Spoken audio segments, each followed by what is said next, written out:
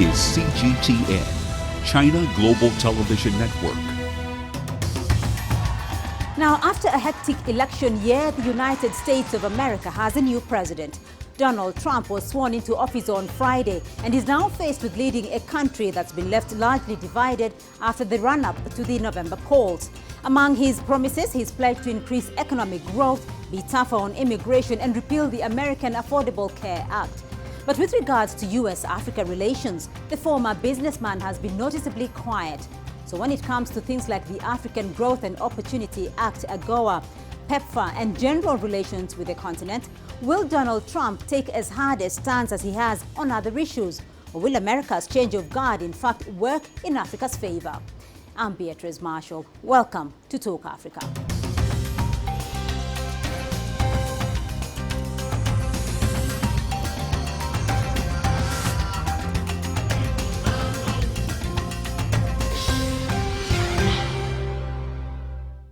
Now, as of Friday, Donald Trump is the 45th president of the United States of America. And while it is still unclear as to what President Trump's views are on Africa, let's first get some insight into how his predecessors have influenced the continent. And to do that, I have expert guest standing by in Washington, D.C., Amira Woods. She's an associate fellow at the Institute for Policy Studies. In Beijing, Professor Ho Wenping. She's a senior research fellow at the Chinese Academy of Social Sciences. And with me in Nairobi, Dr. Adam Solo. He's a political scientist at the University of Nairobi. Thank you all for joining us on the program. Dr. Olo, I'll start off with you now. Barack Obama is leaving office after 8 years as America's president. In terms of U.S. policy with Africa, having been in office for 8 years, has Africa benefited at all? Well, I think that one has to put that question into perspective. You must say that when Barack Obama came to power in the U.S., there was more than normal expectations from Africa that this was Africa's times to harvest. And therefore, when one looks at his achievements, then you'll find that the bar for Barack Obama was higher than previous American presidents. And if you look at it from that way, then you would say that the hopes that had been laid on his shoulder were not really met. Basically because you'll find that Obama also did not want to be perceived within U.S. circles as somebody or as a president who was favoring Africa in that case. And therefore, although there are quite a number of projects which he started and combating terrorism, you'll find that most people will judge him that he didn't do enough. Right, he didn't do enough. Amira Woods in Washington, D.C., President Obama did not do enough for Africa. Do you agree? I absolutely agree, but I think we have to put it in context. I think you have had both Republicans and Democrats in office for decades. U.S. policy is almost showing the limitations of the presidency. There are certain issues that go regardless of who's in the White House. And often it is about extracting resources from Africa. It's oil, it's gas, it's mining. It's been that way for decades, really, since the end of colonialism, right? And it is also about securing U.S. interest through military might. And so I think if we look at the Obama presidency in that context, it has expanded both in terms of the extractive resources from Africa, but it's also expanded the military presence in Africa under this frame of countering terrorism. So the Obama administration has used much more drone technology, which may have happened in previous administrations, right. But it is very much continuing a path where U.S. economic interests are bolstered by U.S. military interests in Africa as elsewhere. Right, military interests may have taken precedence. Professor Ho Wenping, your thoughts? Yes, I agree completely with my colleagues in U.S. and in Kenya. Yes, when we look back to those past 8 years, I think President Obama can be certainly remembered as the very first African-American president in America's history. But unfortunately, because he didn't do too much in his African policy, so he couldn't be remembered. as a very important president, has done very much in Africa. Actually, a lot of my even African friends told me they are very disappointed with what Obama has done for Africa, even very much less than his predecessor, like Junior Bush, like even before the President Clinton, because both of his predecessor has left a very strong mark about their own care about Africa. One is this AGOA Act. That's the African Growth Opportunity Act that has been joined by the President of Clinton. And then the Senior Bush also put forward his idea, that is the Millennium Development Cooperation, and also this anti-malaria, anti-HIV/AIDS this approach initiative. But for the President Obama, we couldn't think over any important economic initiative put forward by him. So that's very unfortunate. It's far from those expectations. Dr. Olo, let's go to these military incursions, though, that Emir Wood mentioned there. And one of the issues, or President Obama himself did acknowledge that Libya was his biggest mistake of his administration. Now, the U.S. has pretty much been unable to deal with all the myriad of security challenges, terrorism on the continent, Libya in particular. Why is this? I think basically you'll have to look at it again from the long history that America has taken in Africa. You'll find that during the Cold War, it was very easy to decide who are the allies and who are not the allies. But after the end of the Cold War, it meant that America was the global leader and therefore was expected to treat all nations in Africa and the globe in a manner that was alike.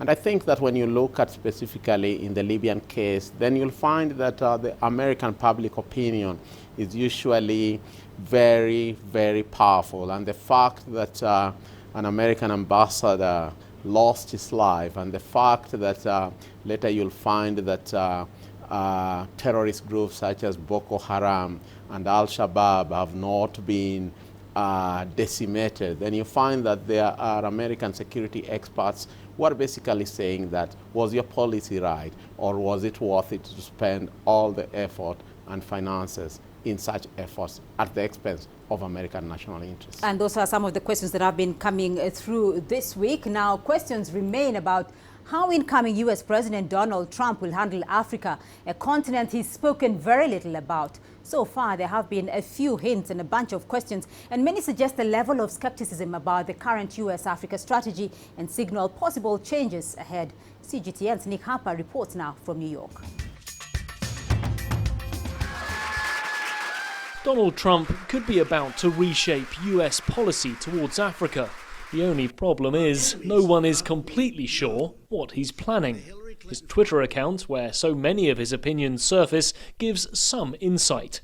Like this tweet from 2013 saying every penny of the $7 billion going to Africa, as per Obama, will be stolen. Corruption is rampant. Or his thoughts in 2014 on South Africa, which he called a crime-ridden mess. Another hint of Trump's plan is a 4-page list of questions his team recently sent to the US State Department and Pentagon. They questioned US-Africa engagement with worries over corruption, US troops helping fight Boko Haram, and sending US financial aid to the continent. Africa will not be a high priority for him. And I also thought that the questions themselves indicated that the people who put them together didn't know very much about Africa. Former US Ambassador to Nigeria, John Campbell, thinks Trump will have to rely on the people around him, and that could mean a level of continuity. If that is so, the Trump administration's approach to Africa will not be dramatically different from the approach to Africa by George W. Bush or by Barack Obama. But Trump's campaign pledges, if turned into policy, could hurt Africa. He promised to prioritise domestic aid programmes over foreign ones.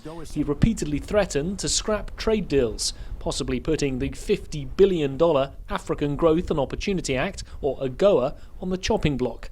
And he suggested scaling back the US contribution to the United Nations, which could affect the Sustainable Development Goals and reduce peacekeeping budgets for African nations. His support of PEPFAR, President George W. Bush's Africa-focused AIDS initiative, is similarly in doubt, even though his nominee for ambassador to the United Nations, Nikki Haley, said she plans to continue funding the program. All of this has left the outgoing Obama administration a little unsure of the road ahead. I can't say for certain what the incoming team's approach is going to be. There's been a diversity of views expressed by both the president-elect and members of his team. I think the point that we've made to them is that America gets a lot out of these alliances. There's a lack of appreciation in this country for just how much we benefit from these alliances. At this stage, Donald Trump's strategy for the African continent remains largely opaque. Things may change, or they may stay the same. But without any solid plans or concrete policies, those hints at potential changes are causing ripples around the world. Nick Harper, CGTN, New York.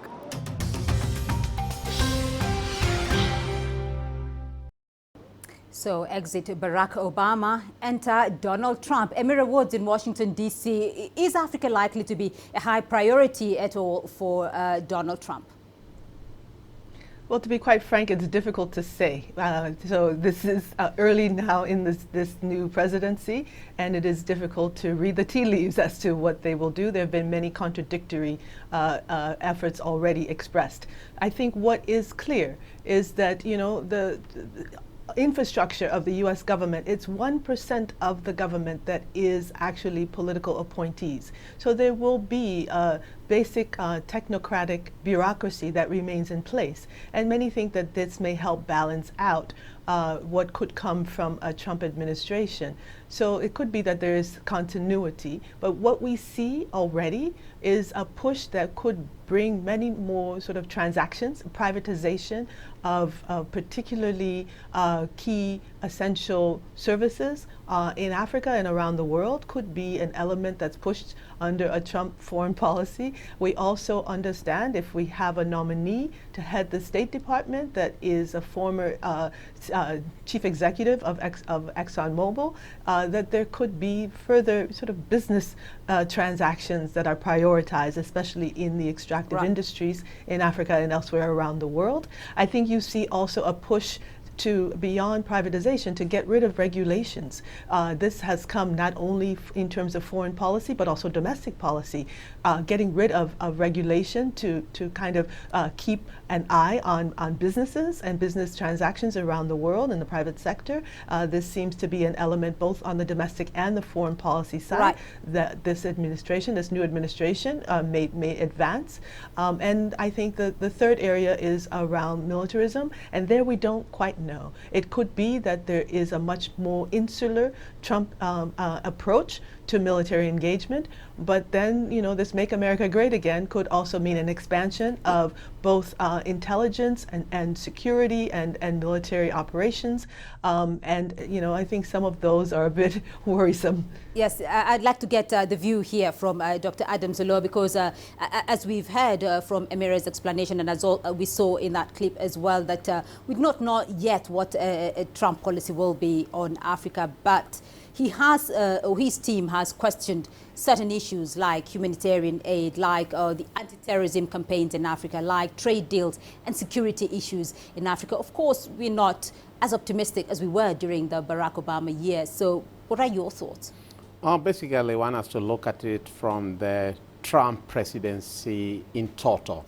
If one followed the Trump campaign, it wasn't just about Africa being attended to. It was about America, America, America. And it means not only for Africa, but the rest of the world.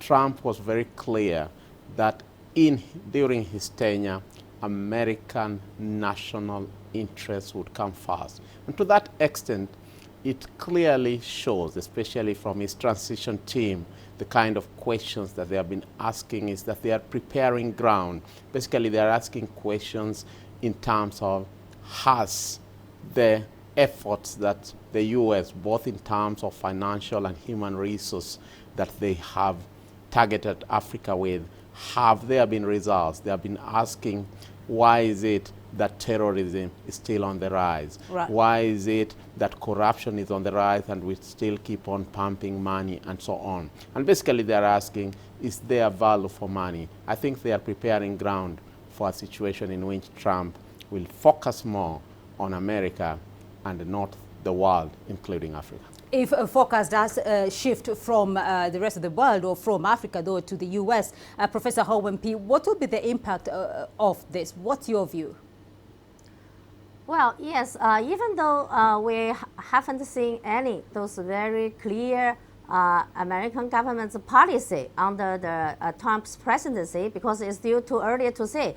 But given those speeches and his Twitter and his talk during his campaign, and also his judgment about like Americans first and make America greater again. So we can see, I think, we can foresee probably under the President Trump's presidency, that will be less hopeful for Africa comparing with President Obama's 8 years presidency. So number one, I think President Trump questions very much about development assistance to not only to Africa and also to any other worlds. So he doubts those development assistance effect and saying those money has been stolen by some corruptive officials. So he pledged to cut those development assistance to Africa. So it's quite uncertain.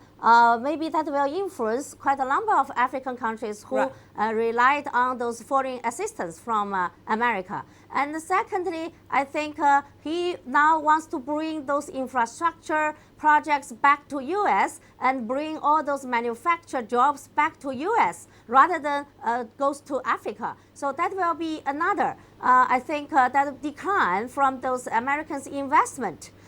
Those Americans' company has been encouraged to do more investment in their homeland rather to go abroad. So I think that will be another negative news for Africa. So only in terms of the security issue, probably because he's very anti-terror man. He said anti-ISIL will be a very important focus for him. So probably he will add more efforts to to fight terror in Africa. So that's I think that's the things still remain uncertain as well. Right, and we're going to take a short break here, but we will return, and when we come back, we'll continue this discussion on Africa and the new U.S. administration. To stay with us.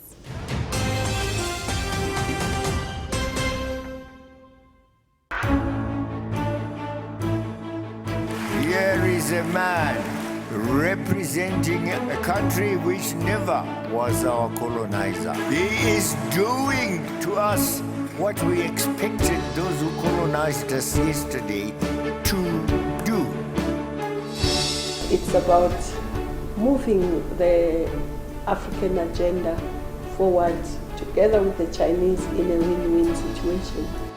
I think this is now elevating the partnership that China has with Africa to another level. We are saying to China, thank you very much for China's understanding of Africa's difficulties and challenges, as it has always done.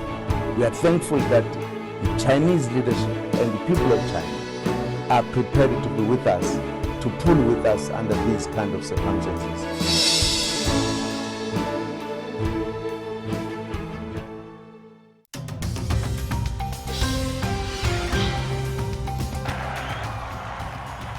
From this day forward, it's going to be only America first. America first. Every decision on trade, on taxes, on immigration, on foreign affairs will be made to benefit American workers and American families. We will bring back our jobs. We will bring back our borders. We will bring back our wealth, and we will bring back our dreams.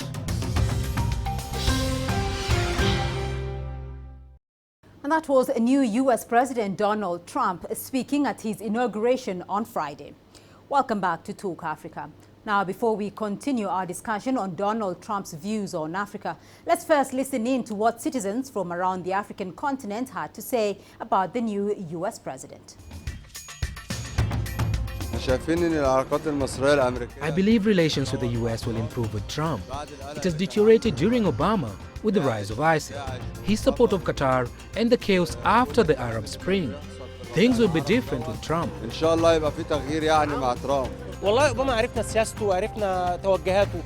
know Obama, his policies and his vision. Trump is a businessman. We don't know how he thinks or how he will deal with his negative views on Islam, for example. Obama's been around for a while and now he's gone. But for Trump, his direction will be clear soon, in due time. There won't be as much as past presidents, so Bush with PEPFAR, Obama with these business and youth leader forums that he's having. I really don't think we'll see the same enthusiasm from Trump because his overall approach to the world is much more isolationist.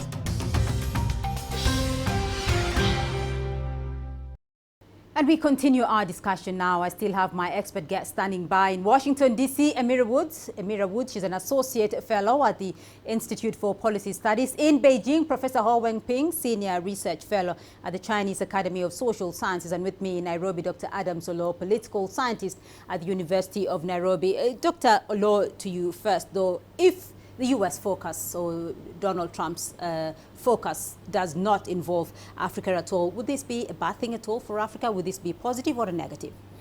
Well, I think that one has to say that American presence in Africa has loomed large since the post-independence period, and therefore any tracing back of the steps will definitely have some impact on Africa. You'll find that most African countries after the end of the Cold War have followed a path of diversification in which they have chosen to relate both with the West and the East. And if the West, led by America, or America specifically, recedes back, then they would be left with only one option or two options, the rest of the West and the East. And to an extent, one has to say that that's not the way Africa would like it. Africa would like it in a situation in which they can interact with both the East, led by China, and the West, led by the U.S. Amira Woods, your thoughts on that? If Donald Trump does not focus on Africa, is this a negative or a positive for the continent? To be quite frank, I think it's a positive for the continent. I think you see on the continent many hopeful signs. There's a group called Africans Rising for peace, dignity, and prosperity. It is African civil society creating a Pan-African movement demanding that Africa sets its own agenda. I think what you see on the continent from groups like that and others, technologists throughout the continent that are innovating tools to benefit, whether it's health or education or the financial sector on the continent, there is a lot of movement and progress on the continent, and so for many, if a U.S. were to turn internally, it would not necessarily be a bad thing for the continent. It actually could give more room, as we've seen in other places. Latin America, a decade or so ago, had the opportunity to look internally, to set its own agenda, and you see that it bore fruit. So for many, it would be an opportunity for Africa. Led by civil society groups, the African Union, those who have the interests of the continent at heart, trade unionists on the continent, environmental justice groups on the continent. Those setting the agenda could help advance not only these coming 4 years, but really the decades and generations to come. Professor Ho Wenping, your thoughts? Well, I think that will be both good and bad for Africa. To the point of the good thing, of course, you see Africa now is developing its diversity foreign policy. And they will develop its good relation with Asian country, with emerging country, and also develop a good relation with the European continent. So that it will push Africans to do more diversified economy, to closer its economic and trade links with Asian country, with China. You see, China now would like to bring more infrastructure projects in Africa. We would like to bring more like a manufacturing industry in Africa. So that trend will be pushed forward, even closer and closer. And stronger and stronger. So that's too good for Africa. Africa will building on its Africa's agenda, like my American colleagues mentioned. So that's the good aspects. But I think also it's a bad impact. That is, don't forget, right now the United States is still the #1 superpower in the world. It has a lot of resources. Even its market, I think, is so big, even for receiving Africa's goods and those commodities. And not mention other investment and technical know-how and development assistance, and also like the security, yes, those resources. So without these folks coming from United States, I think Africa will short of one of those development assistance, one of those supporting forces to strengthen its capacity. Plus, many of those civil society in Africa, myself, I have visited many of them. They got those support coming from the United States. I hope that President Trump's presidency will not cut that kind of development assistance to African civil society. And so I'm going to get Dr. Olo's final word here, because as we've heard from Amira Woods, it might not necessarily be a negative thing if the U.S. looks inwards away from Africa. And also Professor Ho Wen-ping has varied views here. So the world is clearly changing. How should Africa, though, package itself to take advantage of its new partnerships, whether it is with the West or with the East? I think the first thing that Africa has to do is to, there's usually the saying, he who calls the piper calls the tune. And though I agree with Amira Woods that America pulling back would create an opportunity for African civil society groups and thinkers to take off, she has to remember that most of these civil society groups, most of these private organizations are all, as our Chinese colleague has said, funded mostly by the US and Western countries. And if you were to pick any example in African countries where there are incumbent regimes, you'll find that their target is always civil society groups. In fact, they say that they are donor funded. So and if the world is changing, though, how should Africa take advantage of this? Africa leadership should be the ones who should lead from the forefront. I can give you an example that if you look at the budget of the African Union and you look at the contribution of African countries to that budget, it's meager, which basically means they don't have an interest in it. They come with ideas, but they want it to be funded from outside. Africa must start thinking and implementing on its own. That's when they'll keep up with the changing times. All right, we'll leave it there for the moment, and that's all we have time for this week. But thank you to my guests for their insights in Washington, D.C., Amira Woods, Associate Fellow at the Institute for Policy Studies in Beijing, Professor Ho Wen-ping, Senior Research Fellow at the Chinese Academy for Social Sciences, and with me in Nairobi, Dr. Adam Olo, Political Scientist at the University of Nairobi. Thank you for joining us on the program. And remember, you can join the conversation online through Facebook, Twitter, and YouTube. And to join us again next week for more Talk Africa. Goodbye.